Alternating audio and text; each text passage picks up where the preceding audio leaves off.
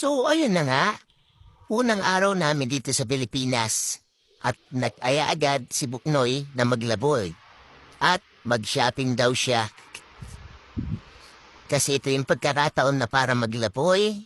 Kasi sa Thursday ay papakapon na siya. Alright.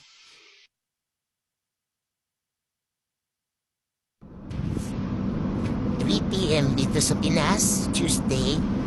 Makikita nyo walang ka-traffic at hindi nasisipay. Siguro pagdan hapon, gabi, isa na ng traffic dito. So pinagaan namin para wala pang traffic papuntang Mega Mall. So dito na kami sa Boni, Mandaluyong. Nag-shortcut ang aming sasakyan.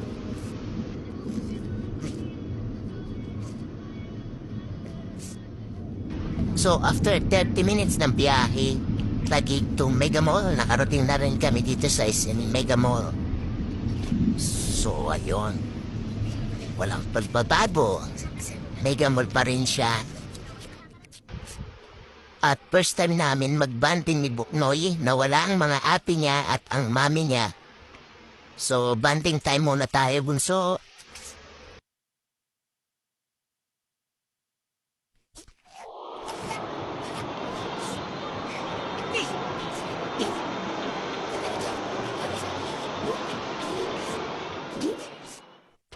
At ang unang nakita ni Bunso ay ang medyas.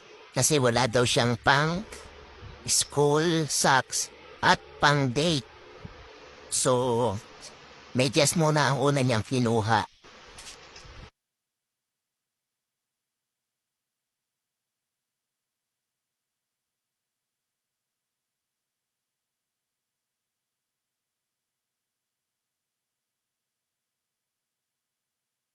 At ang sinunod niya ay ang pajama. Kasi hirap bumili ng pajama sa SG. So, pang-adult size na siya. So, kumuha siya ng 3 pajama size small. Siyempre, hindi rin papahuli ang kanyang daddy.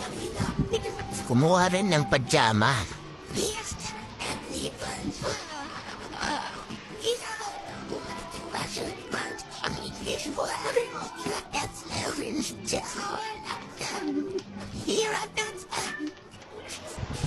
Talagang binata na si Bunso. Gusto sa bench. Gusto niya bumili ng mga brief at kabango ng bench.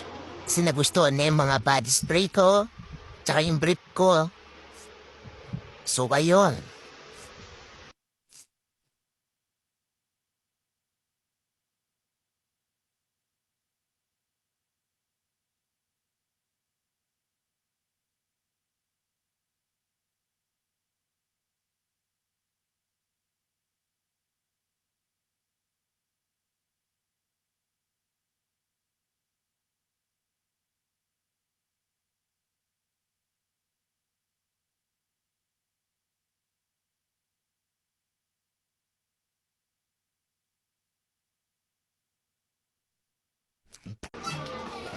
Hala, tapos na si Bunso. Hala, ang dami niyang binili brief at saka body spray. So, bayaran na natin, Bunso. Ayun, tapos na si Bunso. Marunong na magbayad. At nagutom si Bunso. Gusto niya raw ng Jollibee Pinas. So, queue muna tayo, Bunso, para bumili. Dahil dami natin gutom sa pag-shopping.